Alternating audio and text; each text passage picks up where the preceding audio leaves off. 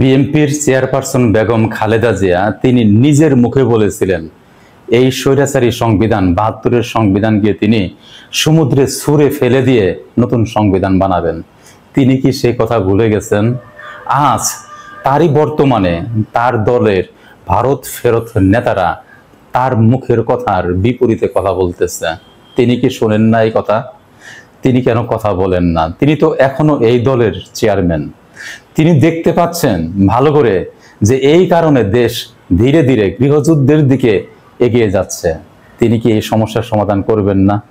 তিনি যদি এই সমস্যার সমাধান না করেন, দেশে যদি জটিলতা তৈরি হয়, তিনি কি ভালো থাকবেন? তিনি যদি বেঁচে থাকেন আর তিনি দেখেন যে তার দলের কয়েকজন নেতার কারণে এই দেশের ভিতরে ঝামেলা তৈরি হয়েছে, দেশের মানুষ অশান্তিতে রয়েছে, তিনি কি ভালো থাকবেন? তিনি কথা বললেই তো সমস্যার সমাধান হয়। তিনি কি ভুলে গেছেন তিনি কি বলছিলেন?